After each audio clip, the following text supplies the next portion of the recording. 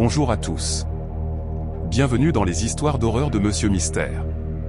Ce soir, nous plongeons au cœur isolé de la dernière frontière américaine avec cette histoire terrifiante et authentique venue des petits villages d'Alaska.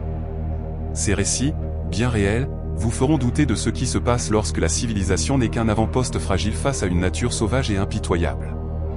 Ces témoignages, soigneusement recueillis auprès de ceux qui les ont vécus, ont été recoupés avec des archives locales et confirmés par des récits troublants et cohérents.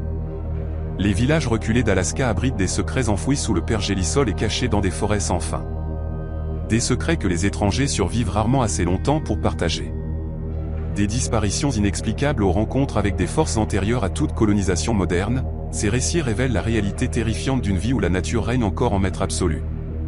Si vous cherchez du contenu d'horreur authentique, ancré dans l'expérience humaine, abonnez-vous à Dossiers Enfouis et activez la cloche de notification pour ne jamais manquer nos enquêtes approfondies sur des affaires oubliées du monde. Après avoir écouté ces témoignages glaçants, partagez vos propres rencontres inexpliquées dans les commentaires ci-dessous. Maintenant, préparez-vous à plonger dans les mystères les plus troublants des petits villages d'Alaska. En hiver 2014, à 20 ans et désespéré de trouver un travail pour payer mon loyer, j'ai atterri dans une ville qui n'apparaît même pas sur la plupart des cartes de l'Alaska. Le genre d'endroit où le panneau indiquant la population semble optimiste et où la route menant à la ville ressemble moins à une autoroute qu'à un défi. La description du poste était simple sur le papier, entretien à temps partiel et sécurité de nuit pour une église qui servait aussi de centre communautaire. Je me suis dit que ce ne serait que quelques mois, une façon rapide de mettre de l'argent de côté. Je n'avais aucune idée que je mettais le pied dans un secret que toute la ville gardait enfoui. Tout le monde là-bas appelait l'endroit le centre, bien que le bâtiment ne soit qu'une vieille église à 2 étages, à la peinture blanche écaillée, avec un annexe bas ajouté à l'arrière. Elle se dressait en bordure de la ville, là où les maisons se faisaient rares et où les épicéas se pressaient plus près, leur silhouette noire avalée par les longues nuits polaires. Le pasteur m'a présenté le premier jour, mais il était clair qu'il était plus organisateur communautaire que figure religieuse. Il m'a serré la main, m'a remis un trousseau de clés qui semblait trop lourd pour un si petit bâtiment, et m'a expliqué mes tâches: garder les portes principales verrouillées après les événements du soir, vérifier la chaudière, les issues de secours, m'assurer que personne ne traînait après les heures d'ouverture. Vous entendrez le bâtiment craquer avec le froid. Ne paniquez pas, il a dit cette dernière partie avec un demi-sourire, mais quelque chose dans ses yeux m'a fait comprendre qu'il voulait que je le prenne au sérieux. Le bâtiment lui-même était étrange. Il était vieux, mais pas de manière charmante. Les murs étaient trop épais, les fenêtres trop étroites, et les couloirs trop longs pour la taille de la structure. La nuit, les radiateurs sifflaient comme s'ils chuchotaient entre eux, et le sol cédait sous chaque pas. Le sous-sol abritait une épicerie et des salles de stockage, ainsi qu'une ancienne salle de classe utilisée pour les réunions et les groupes de soutien. Il y avait une autre porte, là-bas. La première fois que je l'ai remarqué, c'était pendant ma visite d'orientation. Le pasteur m'a montré l'épicerie, le placard à fournitures, le vieux tableau électrique. Puis, alors que nous nous apprêtions à remonter, j'ai vu une lourde porte en acier encastrée dans le mur du fond, près du sol. Elle ne correspondait à rien d'autre dans l'endroit. Le cadre était renforcé, et une chaîne épaisse traversait la poignée, sécurisée par un cadenas industriel qui semblait neuf. « Qu'est-ce que c'est ?» ai-je demandé. « Un vieux sous-sol » a-t-il répondu trop vite. « Il inonde. » Ce n'est pas sûr. Vous n'y allez jamais. Il est scellé et il reste scellé. Il ne m'avait jamais regardé aussi intensément qu'à ce moment-là. J'ai ri nerveusement et j'ai dit, bien sûr, peu importe. Ce ne sont pas mes affaires. Il n'a pas ri en retour. Mon emploi du temps s'est rapidement installé dans une routine. Le centre accueillait des programmes pour enfants pendant la journée, des repas communautaires 2 fois par semaine, et parfois des rassemblements tardifs lorsque les tempêtes coupaient l'électricité dans la moitié de la ville et que les gens avaient besoin d'un endroit chaud pour recharger leur téléphone et attendre que ça passe. Mon quart commençait l'après-midi et se prolongeait dans la nuit. La plupart du temps, c'était ennuyeux, je passais la serpillière, pelletais la neige, vérifiais les portes. L'isolement enveloppait le bâtiment comme une seconde peau. La ville elle-même semblait divisée en deux. D'un côté, les jeunes familles et les pêcheurs me traitaient comme n'importe quel étranger, poli, distant, curieux à distance sûre. De l'autre, les anciens, ceux qui vivaient là depuis toujours, ceux qui appelaient encore l'endroit un village et dirigeaient tout, du magasin général à la caserne de pompiers volontaires. C'étaient eux qui possédaient vraiment le centre, même si le nom du pasteur figurait officiellement sur les papiers. C'était aussi eux qui se tendaient dès que la conversation déviait vers le sous-sol. Cela a commencé petit. Un soir, en vérifiant l'inventaire de l'épicerie, j'ai remarqué que certaines des conserves données ne correspondaient pas aux feuilles de logistique. Quelques boîtes manquantes ici, une boîte de pâtes là. Au début, j'ai supposé que quelqu'un avait simplement oublié d'enregistrer ce qu'il avait pris. Les gens entraient et sortaient pour de la nourriture tout le temps. C'était tout le but de l'endroit. Puis mon propre déjeuner a disparu. Je gardais ma nourriture dans l'ancien frigo du personnel en bas, séparé des stocks de l'épicerie. J'avais écrit mon nom sur le contenant avec un marqueur noir. Une nuit, je suis descendu pour le prendre et la porte du frigo était légèrement entr'ouverte. Pas assez pour déclencher l'alarme, juste assez pour laisser échapper l'air froid. Ma nourriture avait disparu.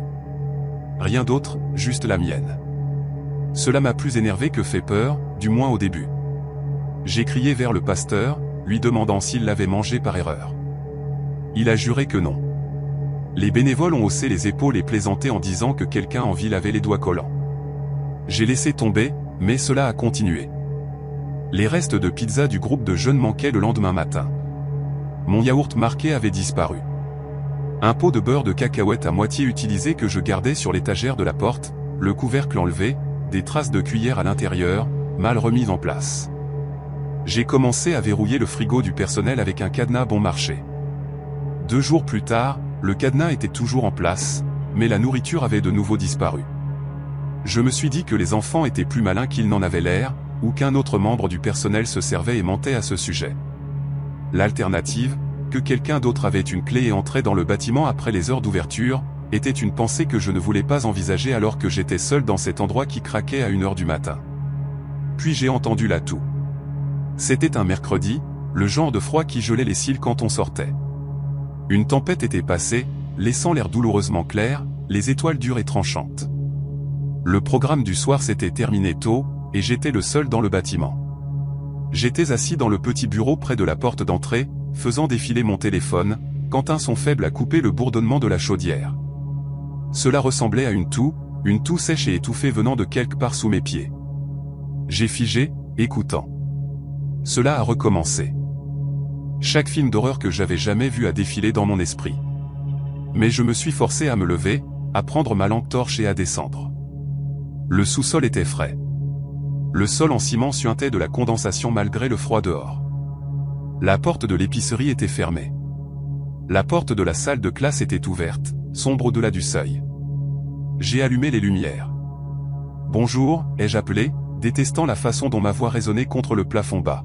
« Il y a quelqu'un ici » Pas de réponse. J'ai vérifié la salle de bain, la salle de stockage, même derrière l'ancienne table pliante empilée contre le mur. Rien. Finalement, mes yeux se sont posés sur le mur du fond où se trouvait la porte scellée. La chaîne sur la poignée avait l'air exactement comme d'habitude. Le cadenas était fermé. Je me suis dit que le son venait probablement des tuyaux. Les vieux bâtiments faisaient des bruits étranges, surtout lorsque la température changeait aussi brutalement. Je suis remonté, me forçant à me concentrer sur la paperasse de clôture, essayant de ne pas y penser. La nuit suivante, je l'ai de nouveau entendu. Cette fois, ce n'était pas seulement une toux. C'était une toux suivie d'un grattement faible, comme si quelque chose de lourd était traîné lentement sur du béton. Je suis descendu plus vite que je ne l'avais prévu, le cœur battant dans mes oreilles. Les lumières du sous-sol ont clignoté, jaunes et faibles. La porte de l'épicerie était entr'ouverte. Je ne l'avais pas laissée comme ça. À l'intérieur, plusieurs boîtes de nourriture avaient été retirées des étagères et ouvertes. Les emballages étaient déchirés, les boîtes empilées de manière inégale. Le même air froid et humide tournoyait autour de mes chevilles. Mais il y avait une autre odeur en dessous, maintenant. Une odeur de sueur rance et quelque chose d'aigre, comme des vêtements non lavés. J'ai reculé de l'épicerie et vérifié chaque coin du sous-sol une fois de plus, le faisceau de ma lampe torche tremblant juste assez pour que je le remarque. Il n'y avait toujours personne. La seule chose hors de place était la sensation que l'air avait été remué récemment, comme si quelqu'un venait de passer. Quand j'en ai parlé au pasteur le lendemain, il a soupiré lentement et s'est frotté les tempes. « Vous êtes sûr que les portes extérieures étaient verrouillées » a-t-il demandé. « Oui » ai-je répondu. « Je les vérifie toujours 2 fois. Si quelqu'un entre, ce n'est pas par ces portes. Il a jeté un coup d'œil vers le sol. J'ai suivi son regard sans le vouloir, imaginant la porte scellée sous nous. C'est un vieux bâtiment, a-t-il finalement dit. Il se tasse. Des animaux entrent parfois. Vous êtes fatigué. Ne laissez pas votre imagination s'emballer. Sa voix était douce, mais il y avait un tremblement dessous. Il n'a pas proposé de rester tard avec moi. Il n'a appelé personne pour inspecter le sous-sol. Il m'a juste demandé de surveiller les choses et de lui dire si autre chose disparaissait. Cette « autre chose » est arrivée plus tôt que nous ne l'avions prévu. C'était environ une semaine plus tard, lorsque la majorité de la ville s'était rassemblée au centre pour un dîner communautaire. L'endroit était chaud et bondé. Des enfants couraient entre les tables, des personnes âgées installées dans leurs chaises habituelles le long des murs. J'allais et venais de la cuisine, portant des plateaux et remplissant les carafes de café. C'est alors que je l'ai remarqué. Une femme âgée que je n'avais jamais vue auparavant était assise seule à l'extrémité d'une table, son manteau encore sur elle, la tête baissée. Ses cheveux étaient un rideau gris emmêlé, cachant partiellement son visage. Quand j'ai apporté un plateau près d'elle, elle a levé les yeux. Ses yeux étaient trop brillants. Il y avait quelque chose d'affamé en eux qui n'avait rien à voir avec la nourriture dans son assiette. « Merci », a-t-elle dit doucement alors que je passais. Sa voix était rauque, accrochant le mot. Cela sonnait comme une gorge qui n'avait pas parlé depuis longtemps. Son assiette était chargée de nourriture que je ne me souvenais pas lui avoir servi. Les portions étaient trop grandes, empilées trop haut. Pendant une seconde, je me suis demandé quelle famille avait eu pitié d'elle et s'était assuré qu'elle mangeait. Puis la nuque m'a picoté. J'avais vu ce visage auparavant, ou du moins une version de celui-ci, sur une photo encadrée à l'étage, dans le couloir, décolorée et souriante, debout à côté d'un pasteur plus jeune devant un centre à moitié construit.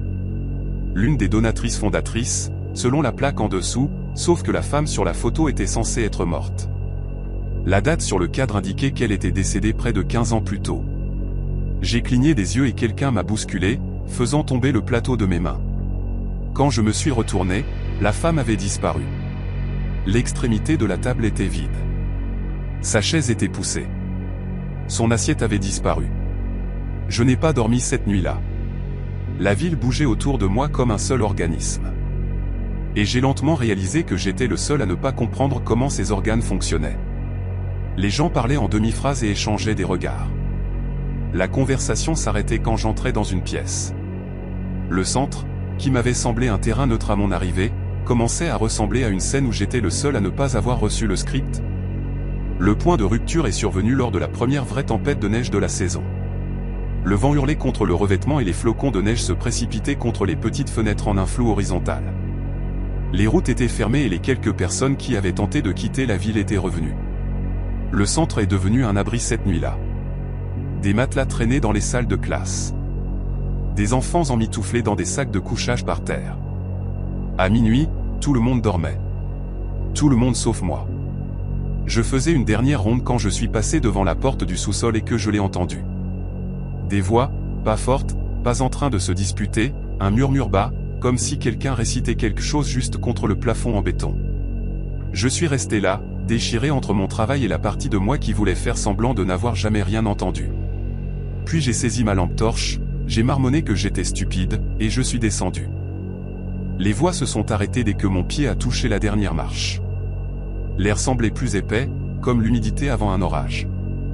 La porte de l'épicerie était fermée, mais l'odeur était plus forte maintenant, sueur, vieux vêtements, et quelque chose de terreux, comme de la terre qui avait été remuée. C'est alors que j'ai vu la chaîne. Elle pendait de la poignée de la porte scellée, les extrémités ballantes. Le cadenas gisait par terre à un pied de distance, ouvert net. La porte elle-même était légèrement entr'ouverte. Il y a des moments où votre corps bouge avant que votre cerveau ne décide. Ma main s'est tendue et a attrapé la porte, la refermant avec un bruit métallique sourd. J'ai enroulé la chaîne autour de la poignée, les doigts maladroits, le cœur battant. Il n'y avait aucun moyen de remettre le cadenas cassé, alors j'ai simplement tordu la chaîne aussi serrée que possible et j'ai reculé. De l'autre côté de la porte, quelque chose a bougé. Pas bruyamment, juste assez pour que les fins poils de mes bras se dressent. « Qui est là » ai-je chuchoté. Ma bouche était si sèche que le mot a gratté en sortant. Silence. Puis, très doucement, une voix que je ne pouvais pas tout à fait situer, « chuchotant mon nom.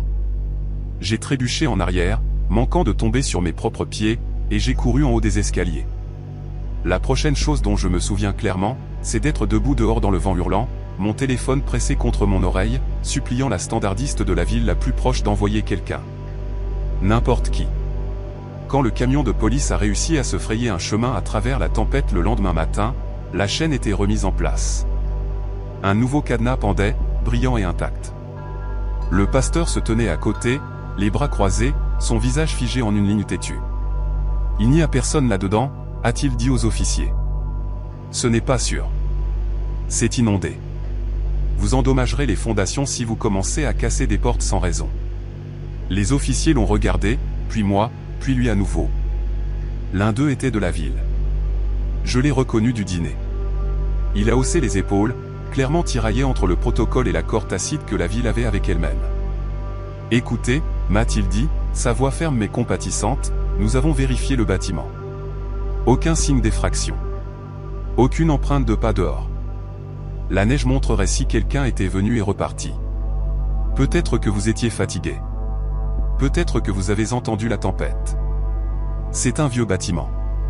J'avais envie de lui crier dessus. J'avais envie de le traîner en bas des escaliers et de lui coller le visage contre le métal froid de cette porte, de lui demander s'il ne sentait pas le mal qui en émanait. Au lieu de cela, j'ai hoché la tête stupidement et j'ai regardé tandis qu'il s'éloignait. Après cela, plus rien n'a été pareil. Le pasteur est devenu plus froid avec moi, moins patient. Certains des anciens du village ont arrêté de me saluer. En même temps, l'activité étrange dans le bâtiment a ralenti. Plus de nourriture manquante. Plus de tout en bas. Plus de voix. C'était comme si ce qui ou qui que ce soit vivait sous nos pieds avait reçu le message et s'était tu, ou avait appris à être plus prudent. J'ai terminé mon contrat. J'ai dit que je ne le renouvellerai pas. Le pasteur n'a pas discuté. Quand je suis parti, il a pris le lourd trousseau de clés de ma main et en a retiré une, juste une, avant de glisser le reste dans sa poche. Je n'ai pas eu besoin de demander quelle clé c'était. Des années plus tard, je rêve encore de ce sous-sol. Je rêve de la chaîne, du cadenas ouvert, de la porte qui n'aurait jamais dû bouger. Je rêve de la ville rassemblée au-dessus, dormant paisiblement tandis que quelque chose attendait en dessous, nourri, caché et protégé par des gens qui prétendaient avoir peur du mal. Le pire, ce n'est pas de savoir depuis combien de temps cela était là. Écouter chaque réunion, chaque confession, chaque argument chuchoté à travers le mince plafond du sol sur lequel je marchais. Le pire, c'est de réaliser que je n'ai jamais été dans la confidence parce que je n'étais pas censé rester assez longtemps pour en faire partie. Quand je pense à cette ville maintenant, je n'imagine pas la neige, les montagnes ou les rues sombres. J'imagine cette porte, cette chaîne, cette voix disant mon nom comme si elle le possédait déjà.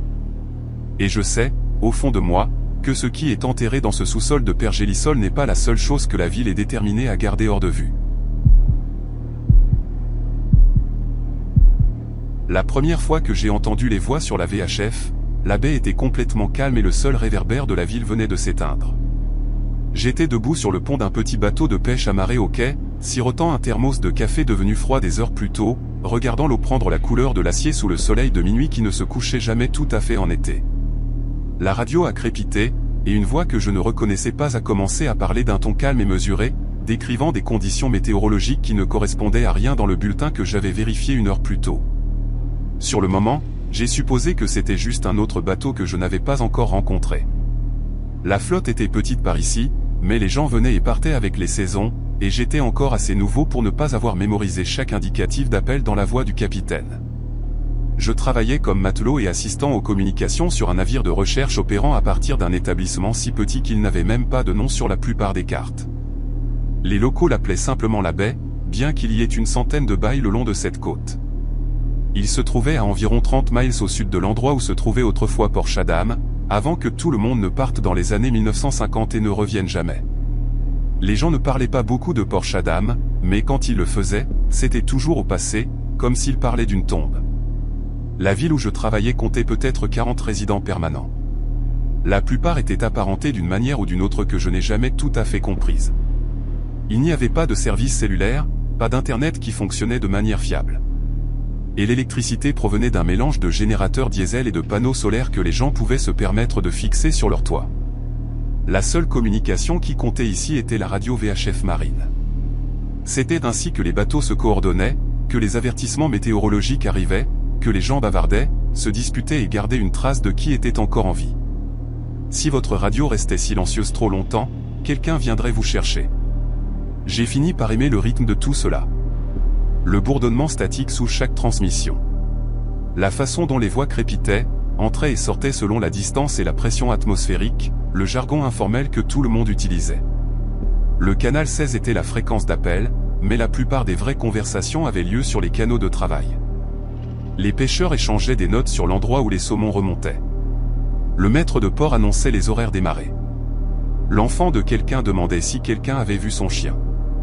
Cela ressemblait à écouter le pouls de la ville. Cette première transmission étrange n'a pas déclenché d'alarme dans ma tête. La voix était masculine, plus âgée, avec le débit précis de quelqu'un qui avait passé sa vie sur l'eau. Il parlait à un autre navire d'un grain imminent, leur conseillant de se diriger vers l'est, vers des mers plus calmes. Les détails étaient spécifiques, vitesse du vent, hauteur des vagues, visibilité tombant à moins d'un quart de mille.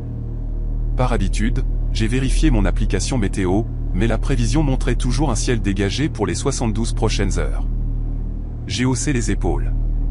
Peut-être était-il plus loin que je ne le pensais, détectant un système qui ne nous avait pas encore atteint. J'ai changé de canal et je suis retourné à mon travail. Cela s'est reproduit 3 nuits plus tard. Cette fois, j'étais seul dans la cabine du bateau de recherche, enregistrant les données des collectes de la journée. La radio était posée sur l'étagère au-dessus du bureau de navigation, le volume bas mais toujours allumé. Vers 23 heures, une voix de femme a demandé une vérification de position. Elle a donné un ensemble de coordonnées et un nom de navire que je ne reconnaissais pas. Une autre voix, cette fois plus jeune et masculine, a répondu avec sa propre position. Ils ont parlé pendant peut-être 2 minutes, discutant des niveaux de carburant et d'une pompe de cale cassée. Puis la transmission s'est terminée. J'ai noté les indicatifs d'appel sur un bout de papier, prévoyant de demander au capitaine à leur sujet le lendemain matin. Quand je l'ai fait, il a fixé les noms pendant longtemps, puis m'a rendu le papier sans rien dire. « Vous les connaissez ?» ai-je demandé. « Je les connaissais » a-t-il dit doucement. Ce bateau a coulé en 1987. J'ai cru qu'il me faisait marcher. Il avait ce genre d'humour, sec et livré avec un visage impassible. Mais quand j'ai ri, il n'a pas ri en retour. Il s'est simplement retourné et est sorti de la cabine, me laissant là avec le papier encore dans la main. Je ne voulais pas le croire. Je me suis dit qu'il y avait une douzaine d'explications raisonnables. Des indicatifs d'appel réutilisés, quelqu'un faisant une farce avec des enregistrements, des conditions atmosphériques rebondissant des signaux de centaines de kilomètres. Mais quand j'ai demandé autour des quais plus tard dans la journée, les quelques personnes prêtes à en parler m'ont jeté le même regard que le capitaine. Un regard qui disait que j'avais trébuché sur quelque chose que j'aurais mieux fait d'ignorer. L'un des pêcheurs plus âgés, un homme nommé Rowan, qui avait vécu dans la baie toute sa vie, m'a finalement pris à part alors que j'enroulais une corde sur le pont. « Tu entends le trafic fantôme ?» a-t-il dit, gardant sa voix basse, même s'il n'y avait personne d'autre à proximité. « Ça arrive par ici. Ça a toujours été le cas. Tu ne réponds pas. Tu ne l'acknowledges pas. Tu le laisses passer. » Le trafic fantôme, ai-je répété, essayant de ne pas paraître sceptique. Il a hoché la tête. Des voix de bateaux qui ne sont plus là. Parfois, ce sont des rapports météo de tempêtes qui se sont produites il y a des décennies. Parfois, ce sont des appels de détresse auxquels personne n'a répondu à temps. La radio les capte, les rejoue. Personne ne sait pourquoi, mais tu ne t'engages pas avec ça. Elena, tu m'entends? Tu ne réponds pas. J'ai voulu lui en demander plus, mais il s'éloignait déjà, ses bottes lourdes sur les planches mouillées du quai. Après cela, j'ai commencé à prêter plus attention. J'ai gardé un carnet près de la radio et j'ai noté chaque transmission étrange que j'entendais. Date, heure, indicatif d'appel, fragment de conversation. Certaines étaient banales. Un homme demandant à son matelot de vérifier le niveau d'huile du moteur. Une femme chantonnant en attendant une réponse qui n'est jamais venue. D'autres étaient troublantes d'une manière que je ne pouvais pas tout à fait expliquer. Des conversations qui revenaient en boucle, répétant les mêmes phrases encore et encore. Des voix qui sonnaient trop plates, trop mécaniques, comme si quelqu'un lisait un script qu'il ne comprenait pas. Puis il y a eu celle qui mentionnait la baie par son nom. La première fois que c'est arrivé, j'étais à terre, assis dans le petit bâtiment exigu qui servait de bureau du port. La radio sur le bureau a crépité. Et une voix que je n'avais jamais entendue auparavant a dit, ici le navire Clearwater, à 5 miles à l'ouest de la baie. Nous avons perdu de vue les bouées, nous demandons des instructions. J'ai saisi le micro sans réfléchir, prêt à répondre. Mais Rowan était soudainement là, sa main se refermant sur mon poignet. « Ne fais pas ça », a-t-il dit. La voix à la radio a continué. Je répète, ici Clearwater. Quelqu'un à la baie peut-il confirmer les positions des bouées? Nous embarquons de l'eau. Nous avons besoin d'une assistance immédiate. Mon cœur battait à tout rompre. Il faut répondre. Ils sont en danger. La prise de Rowan s'est resserrée. Il n'y a pas de Clearwater là-bas. Ce bateau a coulé en 1991.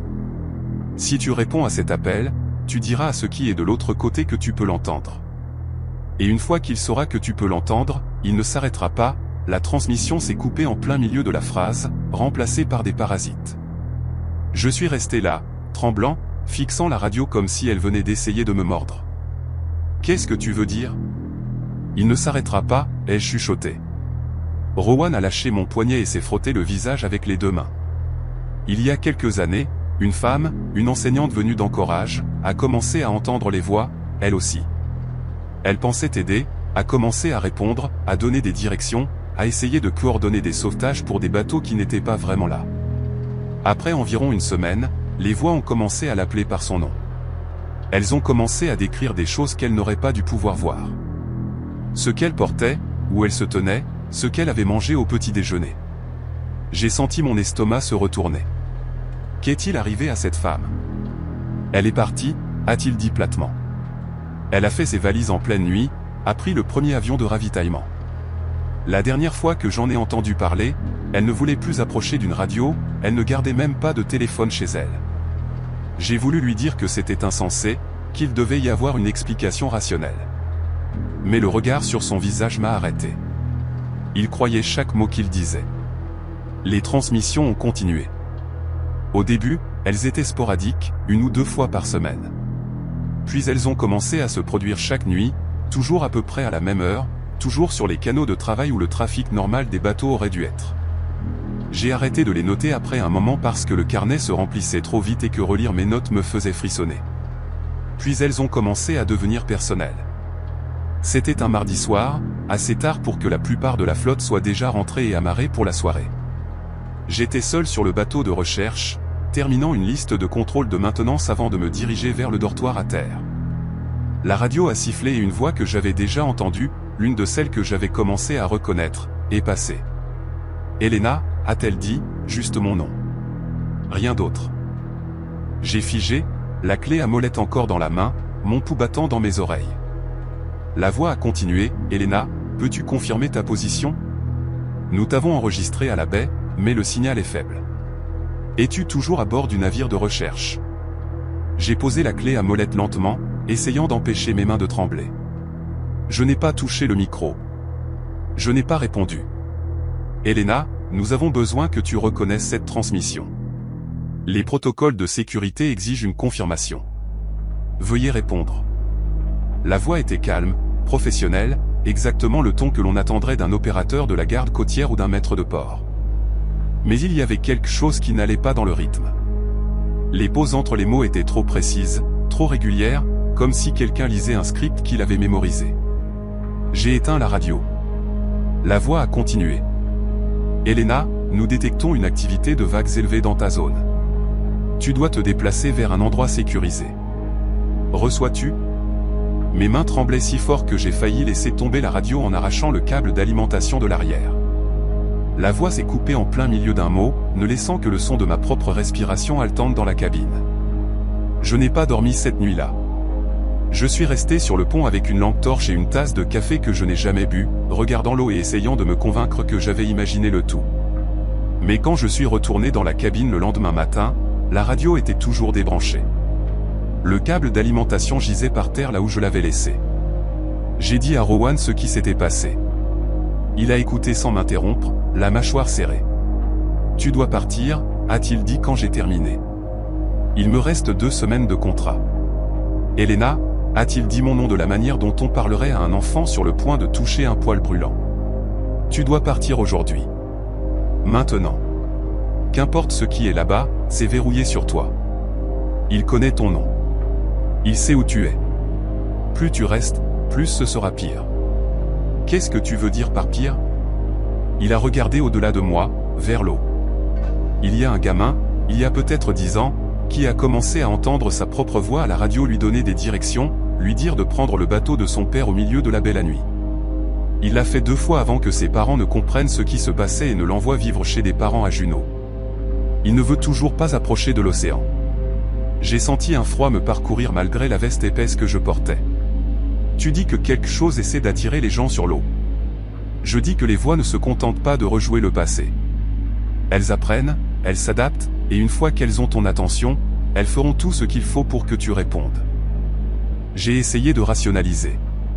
J'ai essayé de me dire qu'il y avait une sorte d'interférence de signal, un phénomène que personne n'avait encore documenté. Mais la peur dans les yeux de Rowan était réelle, et je savais qu'il n'était pas du genre à avoir peur facilement.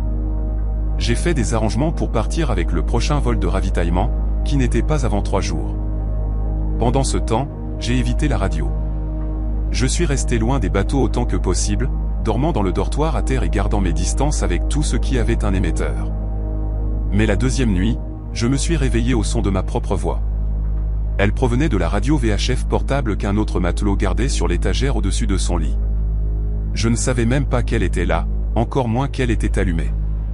Ma voix, fine et crépitante de parasite, parlait à quelqu'un que je ne pouvais pas entendre. Oui, je reçois. Je sors maintenant. Dois-je prendre l'annexe ou le bateau à moteur? Je me suis assis si vite que j'ai failli me cogner la tête contre le lit au-dessus de moi. L'autre matelot ronflait doucement, complètement inconscient. J'ai traversé la petite pièce en 2 enjambées et j'ai attrapé la radio, l'éteignant et retirant la batterie. La voix a continué. Compris. Je te retrouverai à la bouée. Combien de temps avant ton arrivée? J'ai jeté la radio à travers la pièce. Elle a heurté le mur et s'est écrasée par terre, des morceaux de plastique se dispersant. La voix s'est enfin arrêtée. Je n'ai rien dit à personne. Je n'ai pas attendu le vol de ravitaillement. J'ai fait mon sac, j'ai payé un pêcheur le double de ce que valait le trajet pour m'emmener à la ville la plus proche avec une piste d'atterrissage, et j'ai pris le premier avion qui m'emmenait vers le sud. Je ne suis jamais retourné à la baie depuis. J'y pense encore parfois, tard le soir, quand je ne peux pas dormir. Je pense aux voix et à ce qu'elles voulaient. Qu'elles soient des échos de quelque chose qui s'était déjà produit ou des avertissements de quelque chose qui ne s'était pas encore produit, qu'elles essayaient d'aider ou de nuire. Mais surtout, je pense à la dernière chose que j'ai entendue avant de jeter cette radio contre le mur, ma propre voix, calme et ferme, disant « Je te retrouverai à la bouée ». Je n'ai jamais possédé de bateau. Je ne suis jamais allé à aucune bouée. Mais quelque part, sur une fréquence que je ne syntoniserai plus jamais, je sais que ma voix parle encore, donne encore des directions, guide encore quelqu'un vers quelque chose que je ne comprendrai jamais. Et je sais, au fond de moi, dans un endroit que je n'aime pas trop examiner, que si je revenais, je l'entendrais à nouveau. Pas à la radio cette fois, mais quelque part de beaucoup, beaucoup plus près. Je ne peux plus regarder les images satellites. Pas après avoir vu disparaître ce que j'ai traversé entre un hiver et le suivant. La plupart des gens pensent que les cartes sont permanentes, des choses fixes, que la terre en dessous ne change pas à moins qu'on ne la bulldoze ou ne la brûle. Mais je sais mieux maintenant. Je sais que certains endroits n'existent que quand ils le veulent. Et que la neige en Alaska intérieur peut couvrir bien plus que le sol. J'ai grandi dans une ville si petite qu'elle n'avait même pas de lycée. Si tu voulais obtenir ton diplôme, tu devais soit suivre des cours par correspondance, soit t'emménager chez des parents à Fairbanks. La population oscillait autour de 200, plus ou moins ceux qui étaient partis pour la saison ou revenus après avoir échoué ailleurs. Les hivers étaient brutaux, du genre où la température ne montait pas au-dessus de 0 pendant des semaines et où l'obscurité pesait sur toi comme un poids physique. Nous n'avions pas de route au sens traditionnel, juste des sentiers que les motoneiges tassaient en quelque chose d'utilisable. Il y avait peut-être 15 autres enfants de mon âge. Et nous courions en meute, comme le font les enfants dans les endroits où il n'y a rien d'autre à faire. Nous connaissions chaque centimètre de cette ville, chaque raccourci, chaque cachette, chaque endroit où les adultes nous disaient de ne pas aller. Et il y avait un endroit en particulier dont il nous mettait en garde plus que tout autre, le champ de neige. Il se trouvait à environ 3 miles à l'est de la ville, une vaste étendue ouverte que nous utilisions comme raccourci lorsque nous allions au lac où les gens pêchaient sur la glace en hiver. De loin, il ressemblait à n'importe quelle autre clairière, juste une étendue plate de blanc entourée d'épicéas noirs. Mais les adultes de la ville en parlaient d'une manière étrange, comme s'ils choisissaient leurs mots avec soin. La neige ne se dépose pas correctement là-bas, m'a dit mon grand-père un jour. Tu le traverses pendant la journée si tu dois, mais tu ne t'arrêtes pas. Et surtout, tu ne le traverses pas la nuit. Quand je lui ai demandé pourquoi, il a simplement secoué la tête et dit que c'était le travail d'un jeune d'écouter, pas de poser des questions. Bien sûr, cela nous a donné encore plus envie de le traverser la nuit. C'était l'idée de Julien. Il avait 1 an de plus que moi, le genre d'enfant qui prenait les défis trop au sérieux et portait une cicatrice au menton de la dernière fois qu'il avait ignoré un avertissement. Nous avions 16 ans, nous mourions d'ennui, et nous étions convaincus d'être plus malins que tous les adultes qui avaient essayé de nous faire peur pour que nous nous comportions bien. Un groupe d'entre nous a décidé de prendre nos motoneiges pour aller aux cabanes de pêche sur glace un soir de fin février, juste au moment où les jours commençaient à s'allonger un peu. Mais les nuits étaient encore assez froides pour geler la salive avant qu'elle ne touche le sol. Le plan était de nous retrouver chez Julien, de charger nos machines et de partir vers 18 h. Il faisait déjà nuit à ce moment-là. Le genre d'obscurité totale que l'on ne trouve que dans l'hiver arctique, quand le ciel est une feuille noire et que les étoiles ressemblent à des trous percés dedans. Nous étions 5, moi, Julien, sa cousine Lydia, et 2 autres enfants dont je n'ai pas prononcé les noms à voix haute depuis des années. Nous roulions en file indienne, les phares coupant l'obscurité, le bruit des moteurs avalant toute chance de conversation. Le froid traversait chaque couche de vêtements, transformant notre souffle en nuages qui s'envolaient derrière nous. Je me souviens de m'être senti invincible, comme on le fait quand on est jeune, stupide et qu'on n'a pas encore appris que certains avertissements ne concernent pas le contrôle, mais la survie. Le champ de neige est apparu devant nous, une tache pâle contre la ligne plus sombre des arbres. Julien a ralenti à l'approche du bord, et le reste d'entre nous s'est arrêté à côté de lui. Il a coupé son moteur et, un par un, nous avons fait de même. Le silence qui a suivi était si complet qu'on aurait dit que le monde avait arrêté de respirer.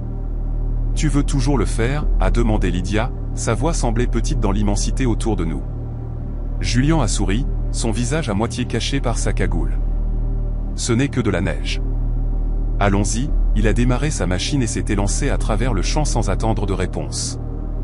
Le reste d'entre nous a échangé des regards, puis nous l'avons suivi, parce que c'est ce qu'on fait quand on a 16 ans et que ses amis sont déjà en mouvement. La neige était lisse sous nos traces, presque trop lisse, comme si elle avait été damée. Nos phares rebondissaient sur la surface, projetant de longues ombres qui se tordaient et s'étiraient de manière à me faire mal aux yeux. J'étais 3e dans la file, me concentrant sur la lumière rouge de la machine devant moi, essayant de ne pas penser à la distance qui nous séparait de la lisière des arbres de chaque côté. C'est alors que le moteur de Julien s'est coupé.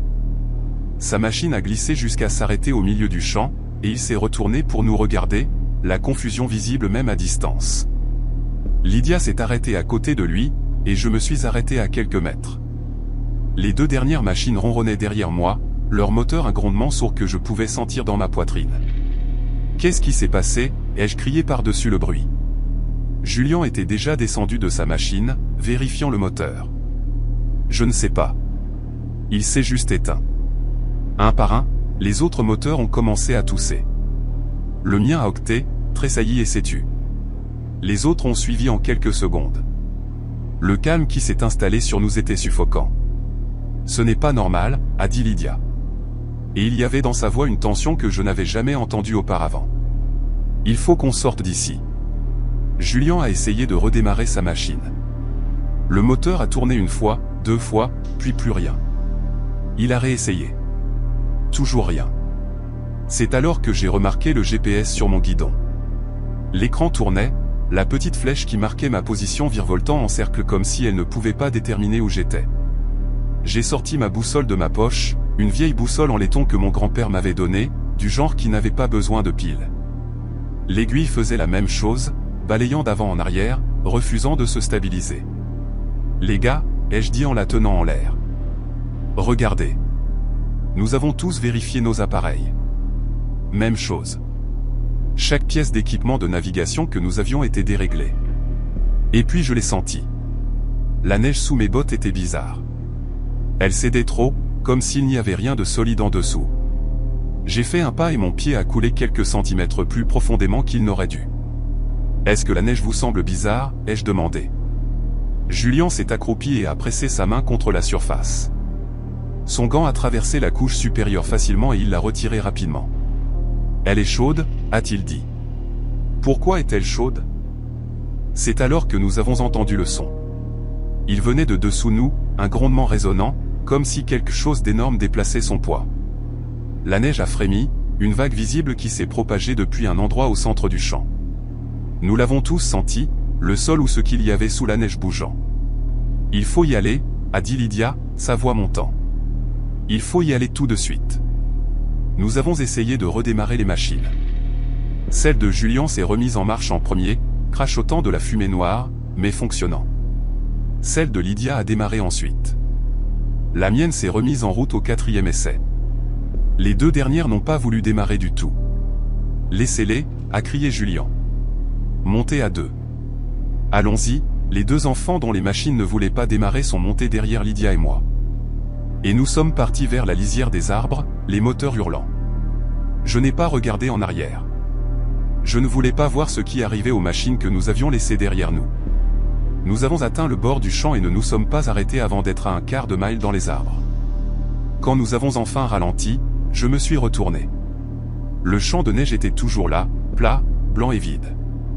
Les deux machines abandonnées avaient disparu. Pas d'ombre, pas de silhouette, rien.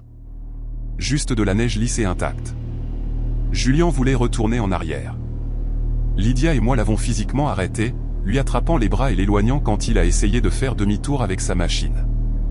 Nous sommes rentrés en ville en silence et, une fois là-bas, nous avons menti. Nous avons dit que les machines étaient tombées en panne et que nous avions dû les laisser, que nous irions les chercher le lendemain matin avec des outils et des traîneaux, mais nous ne l'avons pas fait. Les adultes ont organisé une équipe de récupération le lendemain. Je les ai regardés partir depuis la fenêtre de ma chambre, et je les ai regardés revenir des heures plus tard, confus et les mains vides. Ils ont dit qu'il n'y avait pas de machine là-bas, pas de traces, pas de débris, rien. Juste un champ vide. Mon grand-père m'a pris à part ce soir-là. « Tu l'as traversé, n'est-ce pas ?» a-t-il demandé. J'ai hoché la tête. Il a fermé les yeux un long moment et, quand il les a rouverts, ils étaient tristes. « Tu as de la chance » a-t-il dit doucement. « Qu'importe ce qu'il y a sous cette neige, ça t'a laissé partir. Ne le provoque plus. » Je suis parti de la ville 2 ans plus tard pour l'université et je n'y suis jamais retourné. Mais il y a quelques années, alors que je travaillais à distance et que j'étais nostalgique, j'ai ouvert des images satellites de chez moi sur mon ordinateur. Je voulais voir les vieux sentiers, les endroits où nous roulions, peut-être même le champ de neige. J'ai trouvé la ville facilement. J'ai trouvé les lisières des arbres, les lacs, les chemins que nous empruntions. Mais quand j'ai zoomé sur la zone où le champ de neige aurait dû se trouver, il n'y avait rien d'autre qu'une forêt dense. Des épicéas anciens serrés les uns contre les autres, du genre qui met un siècle à pousser. J'ai vérifié les images satellites historiques en remontant année par année. Chaque image, jusqu'aux plus anciennes disponibles des années 1980, montrait la même chose, une forêt, aucune clairière, aucun champ de neige. J'ai appelé Julien. Il vivait toujours à Fairbank, travaillant dans la construction. Quand je lui ai dit ce que j'avais trouvé, il est resté silencieux pendant longtemps. « J'ai encore les clés » a-t-il finalement dit. « Les clés de la machine que j'ai laissée là-bas. Elles sont dans un tiroir de ma cuisine. Je les regarde parfois et je me dis que je perds la tête. »« Tu ne perds pas la tête » ai-je répondu. « Alors sur quoi roulions-nous, Elena ? Si cet endroit n'existe pas, sur quoi roulions-nous, bon sang ? » Je n'avais pas de réponse. Je n'en ai toujours pas. J'ai gardé ces images satellites enregistrées sur mon disque dur, et parfois, tard le soir, je les ouvre et les fixe, essayant de réconcilier ce que j'ai vu de mes propres yeux avec ce que les cartes disent être vrai. La forêt est là, dense et ininterrompue dans chaque image. Mais je sais ce que j'ai ressenti. Je sais ce que j'ai entendu et je sais que quelque part, dans un tiroir de cuisine à Fairbank, il y a un jeu de clés pour une machine qui n'est jamais rentrée à la maison. Je ne rentre plus chez moi pour les vacances. Je trouve des excuses, je dis que je suis trop occupé, que les vols sont trop chers. Mais la vraie raison, c'est que je ne supporte pas l'idée d'être n'importe où près de cette forêt, sachant qu'en dessous de ces arbres, ou peut-être à la place de ces arbres, il y a un champ de neige qui se souvient de moi. Et j'ai une peur bleue de ce qui pourrait arriver si je remettais jamais les pieds dessus. Je sais que tout le monde pense que les petites villes sont plus sûres, mais ce qui s'est passé derrière cette clinique est la raison pour laquelle je dors avec une chaise coincée sous la porte de mon appartement. J'ai déménagé à Anchorage il y a 3 ans, et je vérifie toujours les verrous 2 fois avant de me coucher. Je sursaute encore quand j'entends des pas dans le couloir. J'ai toujours l'impression que quelqu'un me regarde, même quand je sais que je suis seul. Le pire, c'est de ne pas savoir qui c'était. Le pire, c'est qu'ils sont toujours quelque part, vivant leur vie normale, tandis que je vis avec ce qu'ils m'ont fait. Cela a commencé à l'automne 2019. Je venais d'obtenir ma certification d'infirmière praticienne et je cherchais un travail qui m'aiderait à rembourser mes prêts étudiants le plus rapidement possible. Une organisation de santé rurale offrait des primes de signature pour les praticiens prêts à travailler dans des villages reculés de l'Alaska, des endroits où le personnel médical était rare et les besoins désespérés.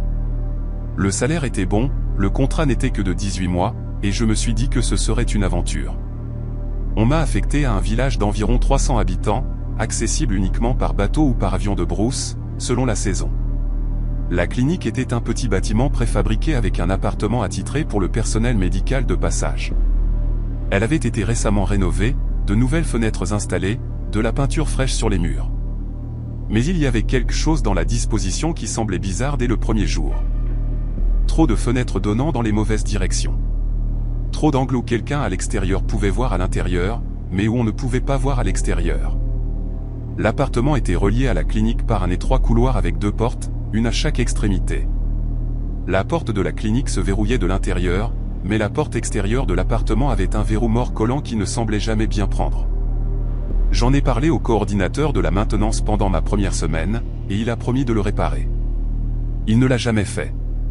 Le travail en lui-même était ce à quoi je m'attendais, des contrôles de routine, des blessures mineures, l'occasionnelle urgence qui nécessitait que j'appelle une évacuation médicale. Les villageois étaient polis mais distants, comme le sont les gens avec les étrangers qui ne prévoient pas de rester. Cela ne me dérangeait pas. J'étais là pour travailler, pas pour me faire des amis. L'obscurité est arrivée plus tôt que je ne l'avais prévu. À la mi-octobre, le soleil se couchait avant 16 heures, et en novembre, il se levait à peine. Les longues nuits pesaient contre les fenêtres, et la clinique ressemblait à un bocal à poissons éclairé de l'intérieur. Tout le monde à l'extérieur pouvait me voir tandis que je fixais mon propre reflet. C'est alors que j'ai commencé à remarquer la lumière de détection de mouvement. Il y avait une lumière montée à l'arrière du bâtiment, dirigée vers une petite zone de gravier où le personnel pouvait se garer s'il avait un véhicule, ce qui n'était pas mon cas. La lumière était censée s'allumer lorsqu'elle détectait un mouvement, rester allumée quelques minutes, puis s'éteindre. Mais pendant mes quarts de soir, j'ai commencé à remarquer un schéma. La lumière s'allumait, restait allumée exactement 10 secondes, puis s'éteignait. Quelques minutes plus tard, cela se reproduisait. Allumée 10 secondes, éteinte. Au début, j'ai supposé que c'était un animal. Des renards, des corbeaux, peut-être un chien en liberté. Mais le timing était trop précis. Cela se produisait chaque soir à peu près à la même heure, entre 20 et 21 heures, et suivait toujours le même schéma. J'en ai parlé à Tobias, l'agent de sécurité publique du village. C'était un homme calme dans la quarantaine, bien aimé, l'un de ces gens en qui tout le monde semblait avoir confiance sans poser de questions. Il est passé à la clinique un soir pour vérifier. Debout dans le couloir arrière avec moi, regardant la lumière. Elle ne s'est pas allumée pendant qu'il était là. Probablement juste un fil desserré, a-t-il dit en haussant les épaules. Je vais demander à quelqu'un de jeter un coup d'œil. Personne ne l'a jamais fait. Une semaine plus tard, j'ai trouvé le premier mot. Il était dans ma boîte aux lettres du personnel, une fente construite dans le mur près de l'entrée de la clinique où les gens pouvaient déposer des papiers ou des messages. Le mot était écrit à la main sur un morceau de papier à lignes déchirées, plié en 2. Tu devrais fermer tes rideaux avant de prendre ta douche. Pas de signature, pas d'indication de qui l'avait laissé. Mon estomac s'est noué. L'appartement avait une petite salle de bain avec une fenêtre givrée donnant sur l'arrière du bâtiment. J'avais toujours supposé que le givrage était suffisant pour que personne ne puisse voir à travers. J'ai fermé les rideaux ce soir-là et tous les soirs suivants. 3 jours plus tard, un autre mot. Tu avais l'air fatigué hier. Tu devrais dormir plus. Celui-ci était pire parce qu'il était spécifique. J'avais fait un double quart 2 jours plus tôt, couvrant pour un autre praticien qui avait appelé malade. J'étais épuisé et oui, j'avais probablement l'air fatigué. Mais comment quelqu'un pourrait-il le savoir à moins d'avoir été assez proche pour voir mon visage? J'ai apporté les 2 notes à Tobias. Il les a lues, a froncé les sourcils et m'a demandé si j'avais remarqué quelqu'un traînant autour de la clinique. Non, ai-je répondu, mais quelqu'un me regarde. Je vais me renseigner, a-t-il dit en pliant les notes et en les mettant dans sa poche. En attendant, garde tes portes verrouillées. Appelle-moi si autre chose se produit. J'ai gardé mes portes verrouillées. J'ai commencé à les vérifier de manière obsessionnelle, testant le verrou mort de la porte de l'appartement, même si je savais qu'il ne fonctionnait pas correctement. J'ai fermé tous les rideaux dès que le soleil se couchait. J'ai arrêté de traîner dans les pièces avec des fenêtres. Mais les notes ont continué à arriver. J'ai aimé la soupe que tu as faite hier soir. Tu chantes quand tu penses que personne ne t'écoute. Tu devrais sourire plus. Tu as un beau sourire. Chacune était pire que la précédente. Non pas parce qu'elles étaient menaçantes, mais parce qu'elles étaient intimes. Celui qui les écrivait connaissait mes routines, mes habitudes, les petites choses privées que je faisais quand je pensais être seul. Et ils étaient assez proches pour voir à l'intérieur, assez proches pour m'entendre. J'ai arrêté de manger dans l'appartement. J'ai commencé à dormir dans la salle d'examen de la clinique avec la porte verrouillée, même si c'était contre le protocole. J'en ai parlé lors d'une réunion du personnel, demandant si quelqu'un avait vu quelque chose d'inhabituel, si quelqu'un d'autre avait reçu des notes étranges. La réaction n'a pas été celle à laquelle je m'attendais. Les gens se sont déplacés sur leur siège. Certains ont échangé des regards. La coordinatrice administrative, une femme qui avait vécu dans le village toute sa vie, s'est éclaircie la gorge et a dit que peut-être j'étais stressé, que la vie rurale n'était pas faite pour tout le monde, que parfois l'isolement pouvait faire imaginer des choses aux gens. Je n'imagine pas ça, ai-je dit en sortant les notes de mon sac et en les étalant sur la table. Quelqu'un me regarde. Quelqu'un m'observe depuis des semaines. Tobias a pris l'une des notes, l'a lue et l'a reposée sans commentaire. La réunion a continué. J'ai commencé à tendre des pièges, de petites choses. J'ai laissé la lumière de mon appartement allumée quand je suis allé à la clinique, puis j'ai vérifié si quelque chose avait été déplacé. J'ai saupoudré de la poudre sur le cadre de la porte pour voir si quelqu'un l'avait ouverte.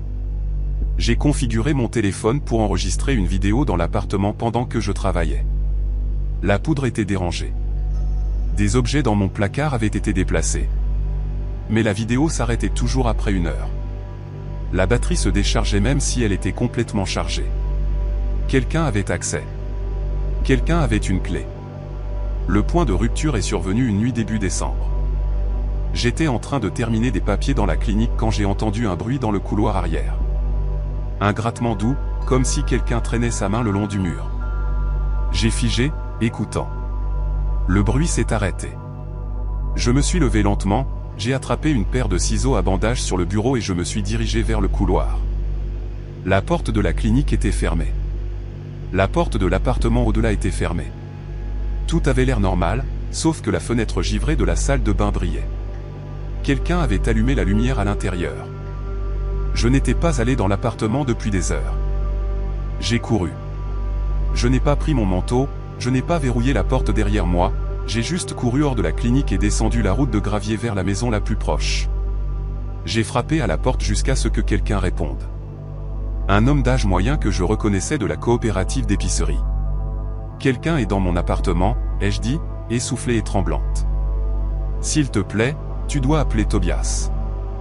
L'homme m'a regardé un long moment, puis s'est écarté et m'a laissé entrer. Tobias est arrivé 20 minutes plus tard. Il a fouillé l'appartement et la clinique, vérifié les verrous, regardé sous les lits et dans les placards. Il n'a rien trouvé. Aucun signe d'effraction, aucune preuve que quelqu'un avait été là. Mais quand nous sommes allés dans la salle de bain, la lumière était éteinte. Et sur le miroir, écrit dans la condensation, il y avait 3 mots, « Je te vois ». Tobias l'a essuyé avec sa manche avant que je puisse prendre une photo. Il m'a dit que c'était probablement une farce, que les enfants du village faisaient parfois ce genre de choses, mais sa voix était tendue et il ne me regardait pas. Je suis parti le lendemain. J'ai appelé l'organisation de santé, leur ai dit que je mettais fin à mon contrat pour des raisons personnelles, et j'ai pris le premier vol. Je n'ai pas fait mes valises. J'ai laissé la moitié de mes affaires dans cet appartement parce que je ne supportais pas l'idée de passer une autre nuit là-bas. 2 mois plus tard, j'ai reçu un appel de l'organisation. Ils m'ont demandé si je serais prête à parler à la police. Un autre praticien, un homme qui avait repris mon poste, avait signalé un schéma similaire de notes et de surveillance. Il avait installé une caméra cachée dans son appartement et avait attrapé quelqu'un en train d'entrer avec une clé. Ils ne m'ont pas dit qui c'était. Ils ont dit que c'était une enquête en cours, que des accusations étaient portées, que la question était traitée en interne pour éviter de nuire aux relations communautaires. Je n'ai jamais su si quelqu'un avait été arrêté. Je n'ai jamais su qui écrivait ces notes, qui se tenait devant ma fenêtre, qui était dans mon appartement pendant que je dormais. L'organisation m'a proposé un règlement en échange de la signature d'un accord de confidentialité. Je l'ai accepté parce que j'avais besoin de l'argent et parce que je savais que me battre signifierait revivre tout cela à nouveau. Mais parfois, tard le soir, je pense au fait que quelqu'un dans ce village a toujours une clé, connaît toujours mon nom, se souvient toujours de mon apparence quand je pensais être seul. Et je dors avec une chaise coincée sous ma porte parce que les verrous ne signifient rien quand quelqu'un d'autre détient la clé. Mon grand-père disait toujours que la neige pouvait te lire mieux que n'importe quel ami et que dans notre village, autre chose lisait la neige. Quand j'étais enfant, je pensais qu'il était juste poétique, qu'il essayait de rendre les longs hivers plus magiques que misérables. À l'époque, l'immensité blanche me semblait comme une page blanche, pas comme un enregistrement de tout ce qui marchait dessus. Je n'ai compris que beaucoup plus tard qu'il le disait littéralement. J'ai grandi dans un minuscule village au bord d'un lac gelé, un endroit si éloigné du réseau routier que la seule façon d'y entrer ou d'en sortir était par avion ou motoneige, selon la saison. Le lac était notre autoroute en hiver. Les gens y traçaient des sentiers, y traînaient du bois de chauffage, y transportaient des fournitures, y allaient pour vérifier leurs lignes de piégeage. Tout cela signifiait des traces, des milliers d'entre elles, entrecroisées sur la glace comme des veines. On apprend à les lire tôt, là-bas, dans quelle direction quelqu'un se dirige, à quelle vitesse il se déplace, s'il porte quelque chose de lourd ou s'il fait juste une balade. Mais il y avait une règle que tout le monde répétait dès que la première vraie neige tombait et tenait, ne marche jamais seul sur le lac après la tombée de la nuit. Les anciens le disaient comme on dirait, ne bois pas d'antigel, ou, ne dors pas dans une voiture en marche dans un garage fermé. Pas comme une superstition, mais comme une question de survie de base. Si tu devais traverser la nuit, tu prenais une motoneige et tu n'y allais jamais seul. Ils ne nous disaient jamais exactement pourquoi. Juste des histoires qui ressemblaient plus à des avertissements pour enfants qu'à autre chose. Des traces qui changeaient pendant la nuit. Des empreintes de pas qui partaient et ne revenaient jamais. Mon grand-père le disait plus simplement, certaines choses suivent les traces, m'a-t-il dit un jour alors que j'avais environ 8 ans. Et certaines choses font leurs propres traces. J'ai ri et j'ai dit que c'était ce que faisaient les loups. Il n'a pas ri en retour. Le premier homme à disparaître était un trappeur nommé Tom. C'était le genre de personne que tout le monde dans le village considérait comme immortel parce qu'il revenait toujours, peu importe la gravité de la tempête ou la minceur de la glace. Il vivait seul dans une cabane à quelques kilomètres plus bas sur la rive. Et chaque hiver, il parcourait le même itinéraire sur le lac pour vérifier ses pièges. Tout le monde reconnaissait ses bottes, même de loin, vieilles, rapiécées à certains endroits avec du ruban adhésif, les semelles usées d'une manière qu'on pouvait repérer instantanément. Un matin de janvier, il n'est pas revenu. Au début, personne n'a paniqué. Il n'était pas inhabituel pour lui de passer une nuit ou deux dans l'une de ces cabanes éloignées si le temps se gâtait. Mais au bout du 2e jour, les gens ont commencé à s'inquiéter. Au 3e, la moitié du village était sur la glace, suivant sa piste. Je me souviens être resté sur la rive, tenant la main de mon grand-père, les regardant partir. L'air était si clair que les voix portaient jusqu'à nous. J'ai vu mon oncle se pencher, pointer la neige, puis se redresser rapidement, comme s'il avait été choqué. Les traces de Tom partaient de la rive en une ligne droite et régulière. Puis, à environ 100 mètres, elles s'arrêtaient net. Pas effacées, pas estompées, elles s'arrêtaient simplement. Une dernière paire d'empreintes de bottes pressées dans la neige et puis plus rien au-delà. Aucun signe de chute, aucune perturbation, aucune glace brisée. La surface autour de cette dernière empreinte était lisse et intacte, comme s'il avait marché sur un sol solide et puis disparu. Ils ont foré des trous d'essai dans la glace autour de cet endroit, convaincus qu'il devait y avoir quelque chose. Une source cachée, une zone faible, n'importe quoi. La glace faisait plus de 60 cm d'épaisseur, solide, sûre. Ils ont marqué l'endroit avec des branches de saule et ont ramené tout le monde à l'intérieur alors que le soleil se couchait. Je me souviens du visage des adultes, tendu et gris, comme s'ils essayaient de ne pas nous montrer à quel point ils avaient peur. Ils n'ont jamais retrouvé son corps. Le lendemain matin, de nouvelles traces sont apparues. Elles commençaient à l'endroit où les empreintes de Tom s'étaient arrêtées. Personne ne les a vues se former. Personne n'a entendu quoi que ce soit pendant la nuit. Mais quand les premières motoneiges sont descendues pour vérifier les marqueurs, elles ont trouvé une piste fraîche menant de cette tache de neige nue vers la rive. Les bottes étaient de la même taille que celles de Tom, mais la façon dont elles étaient posées était étrange. Trop espacée, comme si celui qui marchait ne comprenait pas tout à fait la longueur d'une enjambée humaine. Certaines empreintes s'enfonçaient profondément, d'autres à peine, comme si le poids derrière elles changeait constamment. Les traces allaient droit jusqu'au bord du lac, puis suivaient la rive en direction du village. À l'après-midi, tout le village était au courant. La piste serpentait entre les maisons, s'arrêtant à des endroits qui me faisaient dresser les poils sur la nuque, même en tant qu'enfant qui ne comprenait pas tout à fait. Sous les fenêtres des chambres, à côté des portes arrière, derrière la clinique, les traces s'arrêtaient là pendant 2 ou 3 pas, creusées comme si quelqu'un s'était tenu debout et avait regardé longtemps, puis avait continué. Les adultes ont essayé de faire comme si c'était juste de la neige qui dérivait ou des enfants qui s'amusaient, mais leur comportement les trahissait.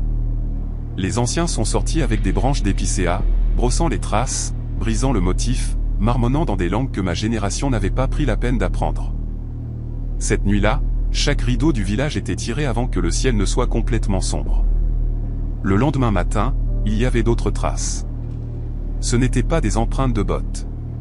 Elles étaient plus longues, plus étroites, presque comme si quelqu'un avait marché talon contre orteil dans une sorte de chaussure plate, mais plus profondément que ce qu'un poids humain aurait dû enfoncer.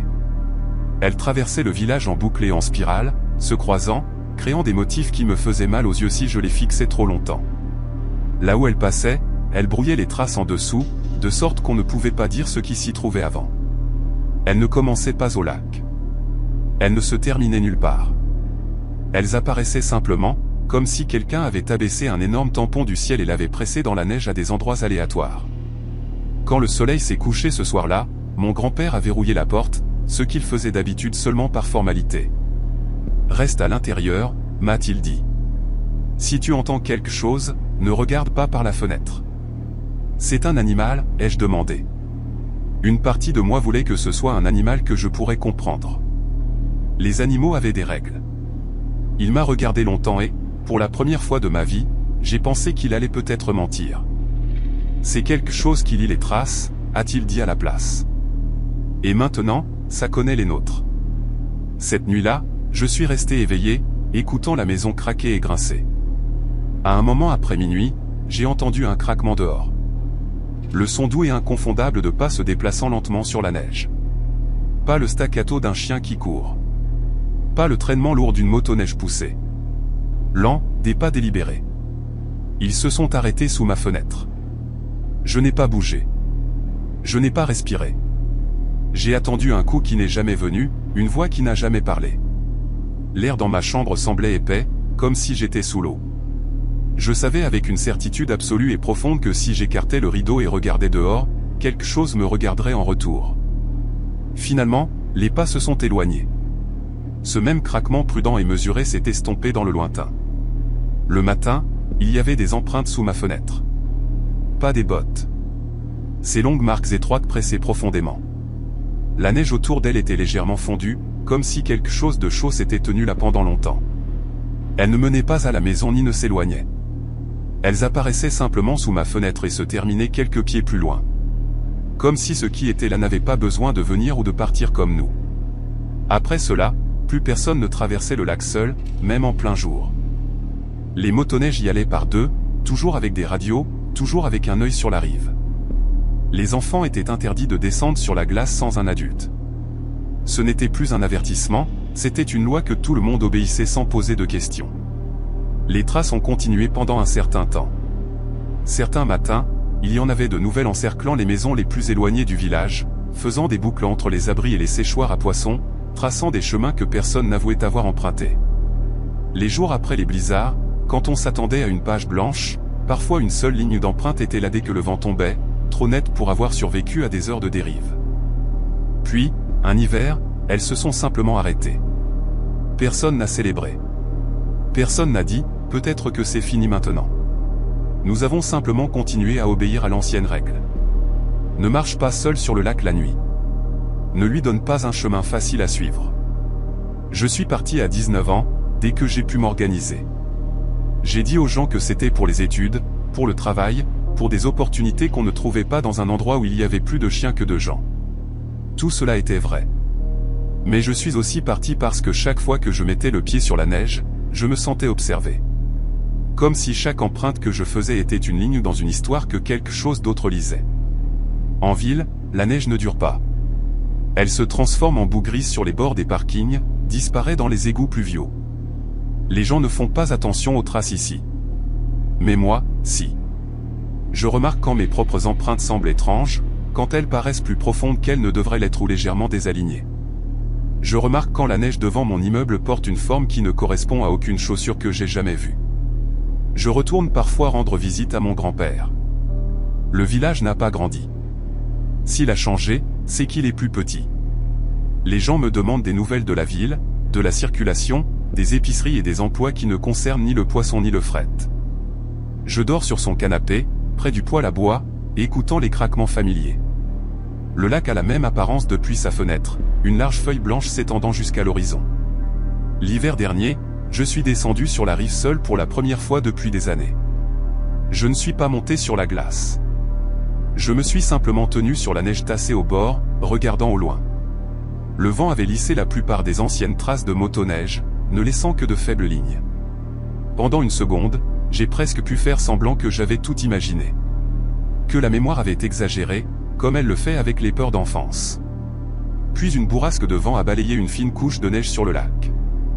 Et pendant un moment, je les ai vus. Pas clairs, pas nets comme avant, mais là, une ligne de longues impressions étroites traversant la blancheur immaculée, faisant une boucle lente, puis s'estompant. J'ai cligné des yeux et elles ont disparu. Peut-être que c'était juste le vent. Peut-être que mon esprit remplissait des motifs qu'il s'attendait à voir. Ou peut-être que quelque chose là-bas avait tourné une page, vérifiant si nous suivions toujours les règles. Quand les gens me demandent pourquoi je déteste la neige fraîche et intacte, pourquoi je marche dans les empreintes des autres au lieu de faire les miennes, je ne leur raconte pas tout cela. C'est une histoire trop longue et trop incroyable. Je dis simplement que c'est une habitude de chez moi. La vérité est plus simple et plus difficile. Je sais que la neige se souvient, et je ne suis pas intéressé à rappeler à quoi que ce soit là-bas comment me trouver.